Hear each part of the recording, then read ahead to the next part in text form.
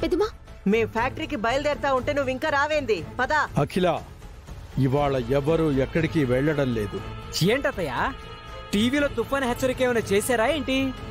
కాదు, మ్యాగీని చూసుకోవడానికి పెళ్లి వాళ్ళు వస్తున్నారు.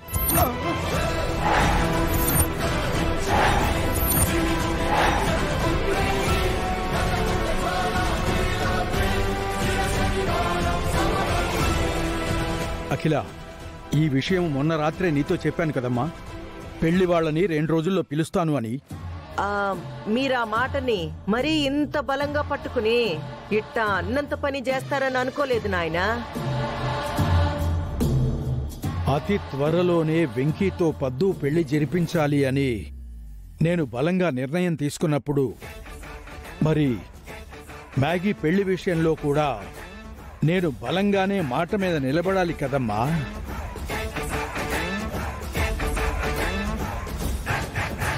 అట్టా అని ఆద్రా బాద్రాగా సంబంధాలు చూసేసి ఎవరో ఒకరికిచ్చి చేసేస్తారా ఏంది? చూడమ్మా, నీ తండ్రికి మాట నిలబెట్టుకోవటం ఎంత ముఖ్యమో కుటుంబ గౌరవాన్ని కాపాడుకోవటం కూడా అంతే ముఖ్యం. నేను చూసిన సంబంధం అన్ని విధాలా మనకి తగింది.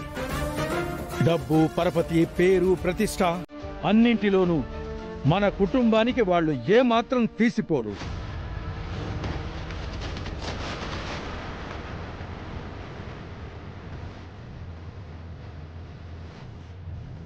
ఓ అట్నా, సరే సరే కానియండి నాయనా.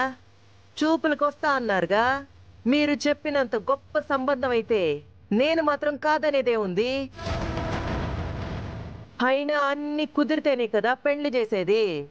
మన ఆలోచనలు కుదురుగా ఉంటే అన్నీ కుదురుతాయి. మర్యాదలకి ఏ లోటు లేకుండా ఆ ఏర్పాట్లేవో చూడండి.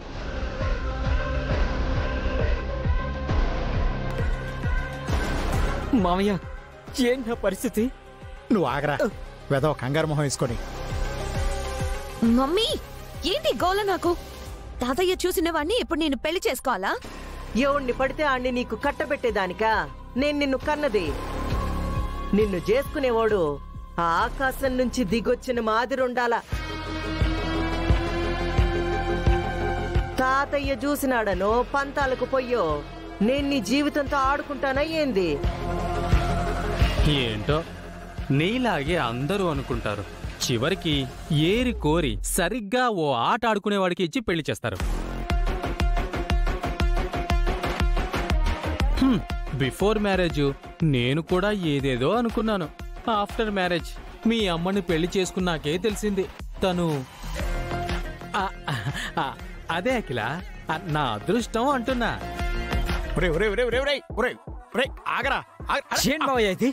మ్యాగీతో నాకు కదా పెళ్లి చేస్తాను. ఇప్పుడు వాడెవడో వచ్చి పెళ్లి చేసుకుంటే నా పరిస్థితి అండి మావయ్య. నీకు నేను నాన్న కదరా. నువ్వు నాకెందుకు? నేను మ్యాగీనే పెళ్లి చేసుకుంటాను. ఎదవా, నేను అదే కదా చెప్పేది. కథనం ఎలా నడిచినా చివరికి మ్యాగీ కథని చివరికి నీ చేతిలో ముగిస్తా. అదేరా యదవా, మ్యాగీతో నీ పెళ్లి జరిపిస్తా అంటున్నా. అవునా మావయ్య? ఒరేయ్, ఆ యదో మాటలు పట్టించుకోకు, సర్వనాశనం అయిపోతావరా సన్నాసి. మీరెన్ని రియాక్షన్లు ఇచ్చినా జరిగేది అదేరా, అర్థం చేసుకోండిరా. అల్లుడు, ఈ పెద్దమావి మాటలు ఏం పట్టించుకోకు. ముందు నువ్వు ఆ వెంకీ గడికి కాల్ చేసి ఇక్కడికి రమ్మని చెప్పు. అలాగే మావయ్య. ఇదిగో ఆగాగు, నువ్వు ఆ వెంకీ గారికి డైరెక్ట్ గా కాల్ చేయకు. ఆడి చెంచా ఆ రాజుగాడు ఉన్నాడు కదా, ఆడికి కాల్ చేయి. ఆడికి కాల్ చేసి ఇక్కడికి రమ్మను. ఆ రాజుగాడే వెళ్ళి ఆ వెంకీ గారిని తీసుకొస్తాడు. అర్థమైందా? ఏంటో చెప్పింది చెయ్యి. అలాగే.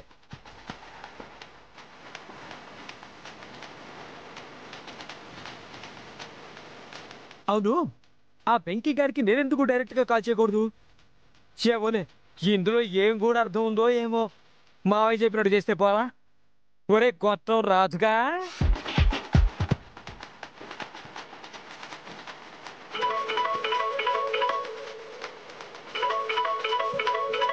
ఈ భద్రంగాడు నాకెందుకు చేస్తున్నాడు? సార్ చెప్పండి చెప్పండి సార్. ఎక్కడున్నావురా? ఇప్పుడే కంపెనీకి బయలుదేరుతున్నాను సార్. అయితే కంపెనీకి వెళ్ళబాకు. నేరుగా అఖిలాండేశ్వరి గారి ఇంటికి వచ్చేసాయి. అర్థం కాలేదు సార్. మరేం లేదురా, మ్యాగీకి పెళ్లి చూపులు, పనుల్లో సహాయంగా ఉంటావని నిన్ను రమ్మని అత్తయ్య చెప్పిందిరా. అలాగే సార్. ఓకే సార్, మంచిది సార్. రే రే రే రే రే. సార్ సార్ సార్ సార్ చెప్పేది పూర్తిగా వినరా. సార్ చెప్పండి సార్. నీతో పాటు ఆ వెంకీగాడు ఉన్నాడు కదా, వాడిని కూడా తీసుకురా. వాడు కూడా రావాలి, వాడే ముఖ్యం రో. నువ్వు వెళ్ళి వాడిని తీసుకురా, అర్థమైందా? అలాగే సార్.